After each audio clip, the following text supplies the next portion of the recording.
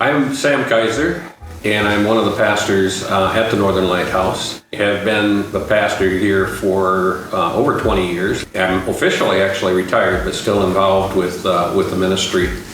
My name is John Kaiser, and I'm pursuing a commissioned pastor role and working as a chaplain with our reintegration program. And we've been in an exciting time for our ministry. So we've seen God reunite families and restore relationships and bring people into sobriety when they've struggled with addiction. We've watched God at work here in a lot of ways. We're putting up a new charity auto garage. So we have volunteers come out from community corrections, and then they spend all day Saturday at the Northern Lighthouse working on cars. And we have been really blessed with people from Michigan, Wisconsin, Seattle that have contributed. We've had volunteers come down to help from Orange City, Iowa, and from Omaha. So the garage is coming along nicely. We've been really blessed with donations.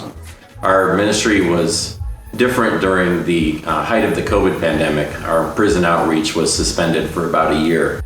Often they've spent many years, maybe 5, 10, 15, 20 years inside the walls of prison, where they're away from the world. And so being able to pick them up and have them rejoin and eat together and open the Word together and talk about what God is doing in our lives and be a part of each other's story has been really exciting. We've had a lot of guys join and become very excited to become part of our Northern Lighthouse Church. And for me, I'm part of our 12-step program where we're offering a safe space for guys to process their addictions and the struggles they've had. So we watch guys who've struggled their whole life almost. We're able to begin a life as a sober person dependent on God. Recently with the church, we were able to have several baptisms of folks who were coming who didn't know Christ, who opened their hearts to God's work in their life and His forgiveness. We want to feed them from God's Word and show them how to follow Christ in their life. We do a Christmas photo day where we get pictures taken to send to their families, and so folks from the center can send those pictures,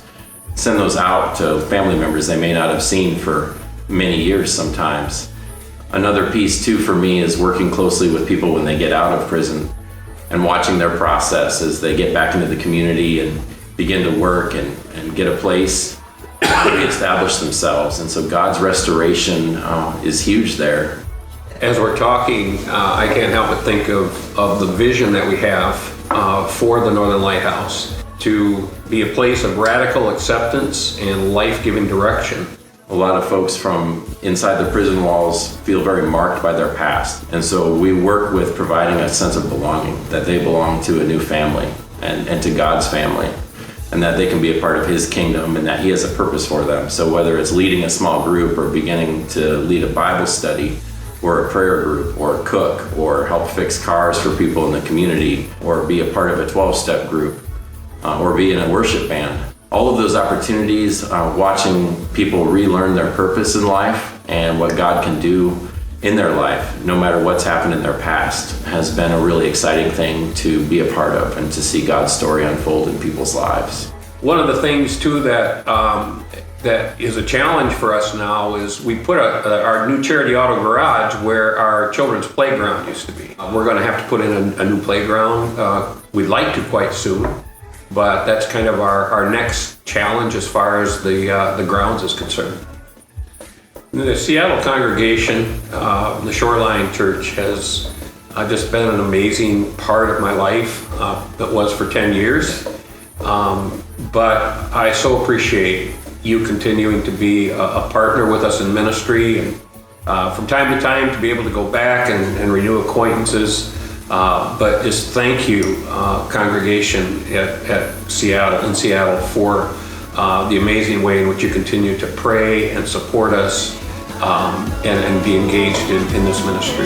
Thank you.